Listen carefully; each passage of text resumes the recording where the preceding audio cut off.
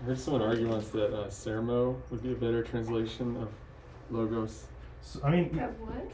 So, yeah. So when Like Saint sermon. Jerome translated logos to verbum, yeah, it's like how do you make that call though? You know, so it's someone so was saying that difficult. sermo is more like speech in So, a fluid yeah. sense rather than an individual. One of the things, one of the unit things of that's speech. hard is that, like, even though the New Testament's originally written in Greek, right, it's using technical terminology from the Hebrew Bible, Oh yeah. and it's translating that into Greek via the Septuagint, right? So the original that you have for logos is this word, the var, Oh okay. right? Now the var, I could go through a whole thing about it that I'm not going to go through, but it can mean word on the one hand, but it can also mean a thing, right? Or it can mean to organize as well, kind of like rational logos. principle. Wait, it can be a verb. Well, I don't know if I would say that, or it's kind of like a management, Okay. right? And the imagery with debar is oftentimes tied to shepherd activity in the Bible. So, like, you manage the flock with your voice, Yeah. you speak, because if you look at like a shepherd in the Middle East, you can go on YouTube and watch it, but they literally like organize their flock with vocalizations, right? Hmm. And so that's the imagery you have there. And to put that into perspective, there's a word in Hebrew, midbar, which this is a preposition, and this debar part Same, yeah. is from that. And that's the word for wilderness. So what does me mean? Me means, so this is like a it's the nominal form. So it's like a way to take the root, which can be a noun or a verb, but it makes it into like a place noun. Oh okay. So to show you another example of What how is the that's word? used, like you have katav, which means like he wrote, but if you have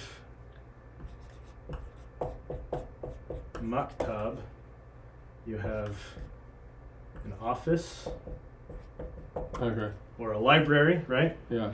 So So how wilderness. does that devar relate to wilderness? How does it relate? Because shepherd. Okay, it's because And the shepherd organizes his flock via his voice. Uh-huh. They associated the desert with the place that the shepherds are. and Okay. and That's what where they I live. wasn't Right? clear on that. Yeah. That's interesting. Yeah. Yeah.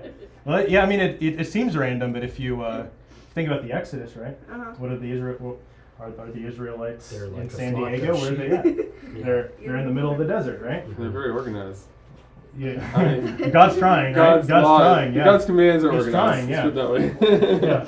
So, Yeah. and then of course, like, logos or debar in the Septuagint is translated usually into logos, but sometimes it's rima. It just kind of depends on what the author is trying to communicate. Hmm. But yeah, so that's kind of the idea. I could go deeper into it, but I think there's in Arabic, one of the Islamic names for God is Midbarun or something like that, and it's it's like God's providence. Hmm. So Arabic, of course, being closely related to Hebrew. So yeah, those are important to look at. That's very interesting. Yeah. Let's take a picture of it.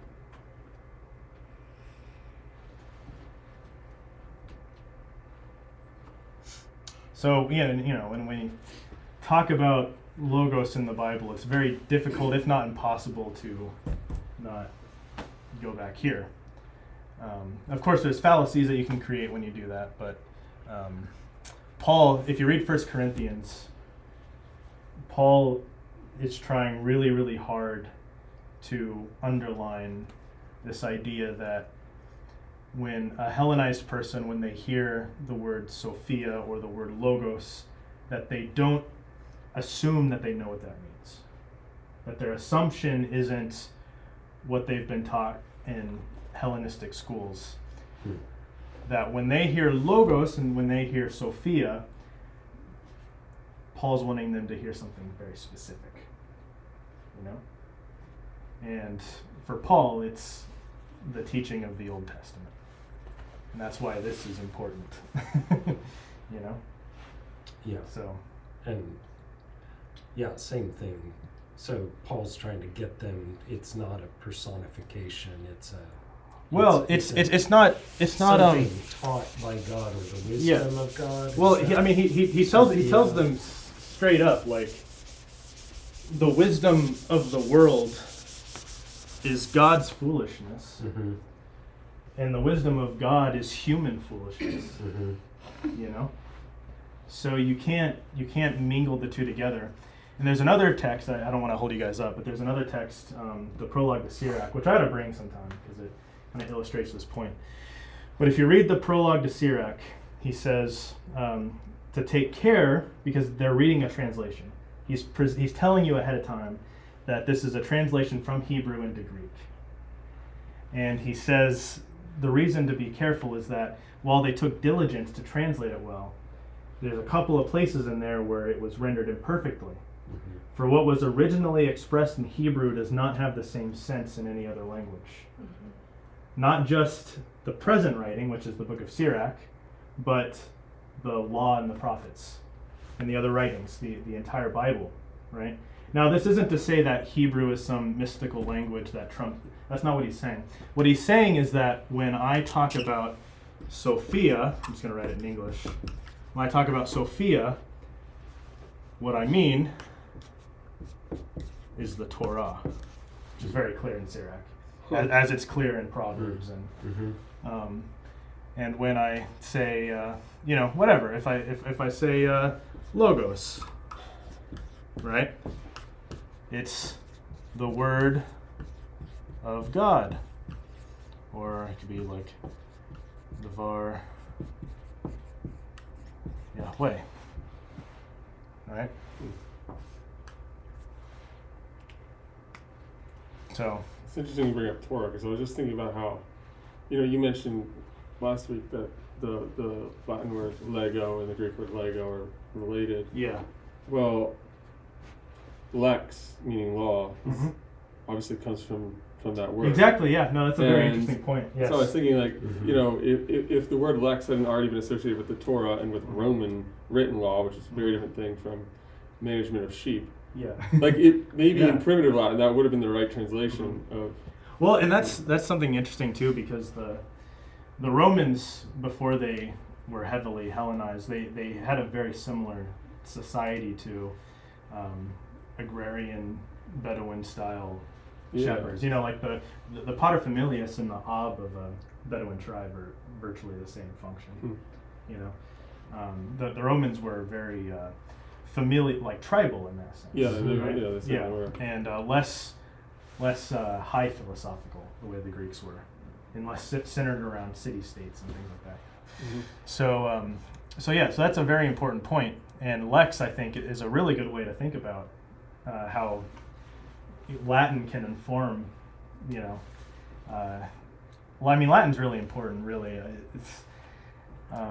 It's really interesting to look at the Bible in the Hebrew, in the Septuagint, and the Vulgate, just to see how, so those are the classic translations. And Jerome, do you know much about the history of the Vulgate? No, I know he translated Yeah. from Hebrew. He translated from Hebrew, which was rare. Yeah. So none of the Christians knew Hebrew. Mm-hmm. And so what Jerome did is he went out and he hung out with rabbis in Jerusalem, in Palestine, to learn biblical Hebrew before, by the way, like now we have the Nakut system, which puts in the vowel pointings from the Masoretes. He had to learn Hebrew without the Oh, yeah. vowels. So I mean, it's very very impressive how he did that. Huh. Yeah. So It was clear on the three consonant Yeah. roots. So, yes, yeah, the consonantal. And he had a pet lion, right? What? Jerome? Did What? he have a lion? According Yes. to- Yeah. Him and Gerasimos, right? Yes. Yeah. They have a very similar story. But yeah, Um, and Saint Mary of Egypt had a lion Yeah. who helped bury her. But yeah, so taking Sirach's admonition, which I think Sirach and 1 Corinthians go together really well. Just got to be careful, very careful, when you hear logos.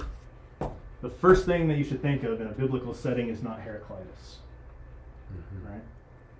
Or Aristotle. Or the Stoics, right? When you think about logos, Paul wants you to think about what's been written, is the term kathos gegrapte, as it's been written. He wants you to go back to the Septuagint, LXX, which brings you back to the VAR, and that's your starting point.